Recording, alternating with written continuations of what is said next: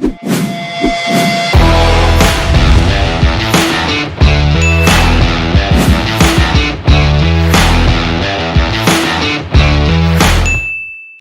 வணக்கம் வணக்கம். நான் மனோபாலா. இன்னைக்கு மனோபாலா கிச்சன்ல என்ன பண்ணலாம்னா ராஜ்மா.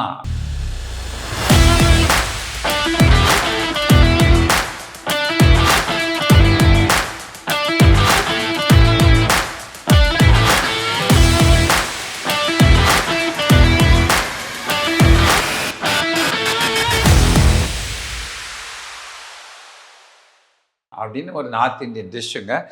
ரொம்ப ரொம்ப சுவையாக இருக்கும். அதாவது நீங்கள் வந்து கீ ரைஸ் வச்சுக்கிட்டாலும் சரி, ஜீரா ரைஸ் பண்ணிக்கிட்டாலும், ஜீரா ரைஸ் பண்ணுறதுல சப்பாத்தி நான் இதுக்கெல்லாம் ஒத்து போகிற ஒரு அருமையான டிஷ்ஷு.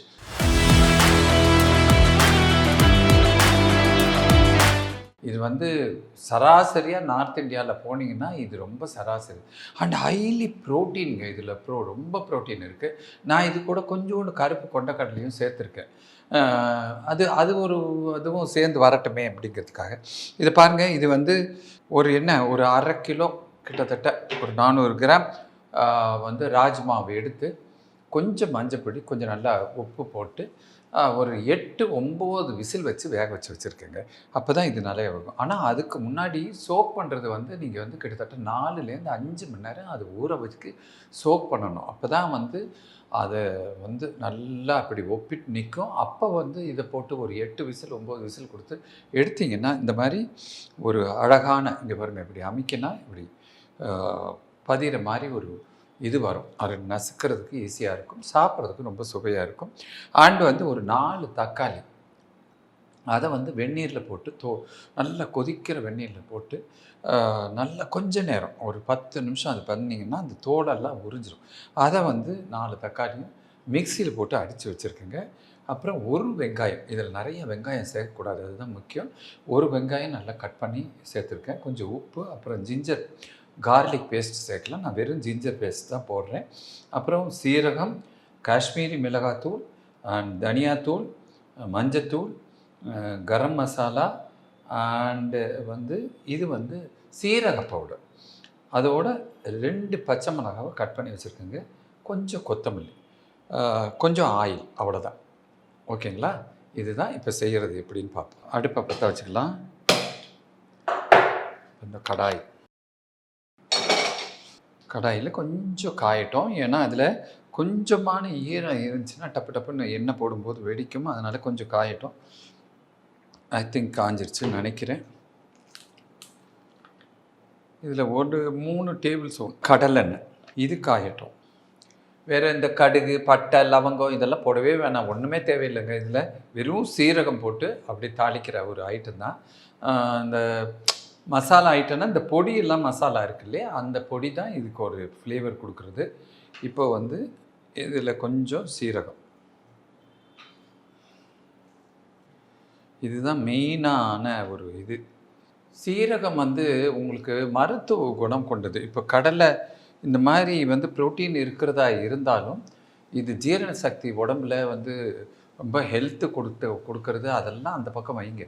ஆனால் இது மாதிரி வந்து கடலைப்பருப்பு, உளுத்தம்பருப்பு, இது மாதிரி விஷயங்கள்லாம் இருக்கும்போது அதில் வந்து ஜீரண சக்திக்கு தேவையானதை சேர்க்கணும். அது ஒன்று இஞ்சி, அடுத்தது வந்து நம்ம சேர்க்குற இந்த சீரகம். இது ரெண்டும் வந்து இம்பார்ட்டண்ட்டுங்க, ரொம்ப இம்பார்ட்டண்ட்டு. சீரகம் நல்லா பொரிஞ்சிருச்சுங்க. எடுத்தது வெங்காயம்.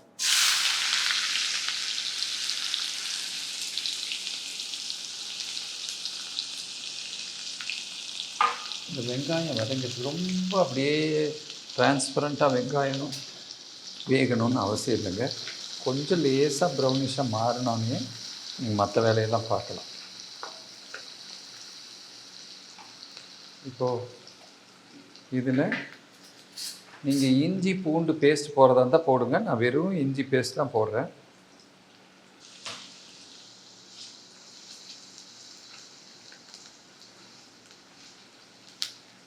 இல்லை உங்களுக்கு இஞ்சி இருந்தால் கூட அது பொடியாக கட் பண்ணி இதில் சேர்த்திங்கன்னா ரொம்ப நல்லாயிருக்கும். அது ஒரு ரொம்ப சுவையை கூட்டும், ரொம்ப நல்லது. இந்த இஞ்சி பேஸ்ட்டு வந்து இந்த ரா ஸ்மெல் போகணுங்க, அதனால் நல்லா வதங்கிடுங்க. இப்போ ஒவ்வொரு இன்க்ரீடியன்ஸாக சேர்க்கலாம். முதல்ல பச்சை மிளகா சேர்த்தாச்சு. அப்புறம் மஞ்சப்பொடி,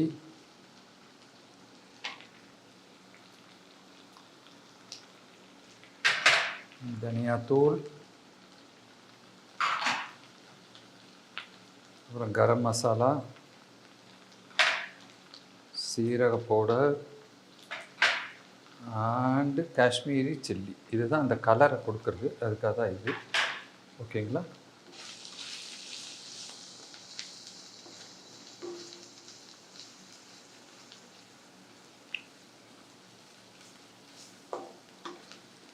இதோட இந்த தக்காளி பியூரியை சேர்த்துருங்க.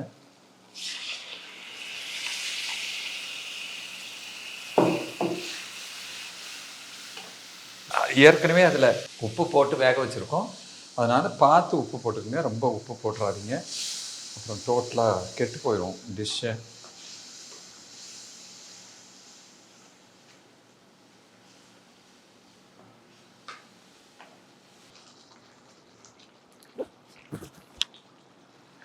பாருங்கள், இது நல்லா ஒரு திக்கு வந்துடுச்சு. இப்போ இந்த இதை போட்டுருவோம்.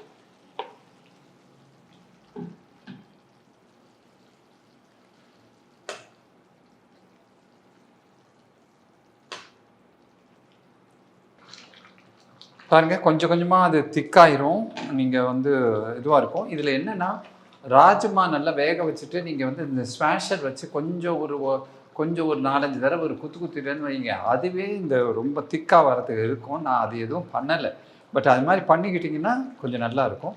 இதில் முக்கியமான விஷயம், இப்போ இதில் கொத்தமல்லி போட்டு இறக்க போகிறேன், அவ்வளோதான்.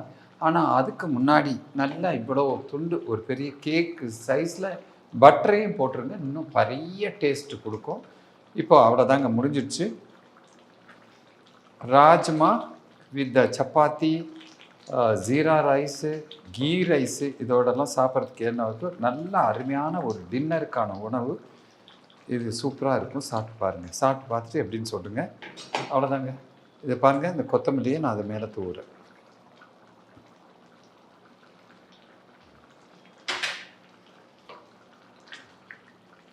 சுவிட்ச் ஆஃப் பண்ணிடுறேன். அவ்வளோதாங்க, அருமையான ஒரு ராஜ்மா, சப்பாத்தி, புல்கா எல்லாத்தோடையும் சாப்பிட்லாம். கீ ரைஸு அண்ட் ஜீரா ரைஸுக்கு இது ரொம்ப நல்லாயிருக்கும். நீங்கள் சாப்பிட்டு பார்த்துட்டு எப்படி இருக்குன்னு சொல்லுங்கள்.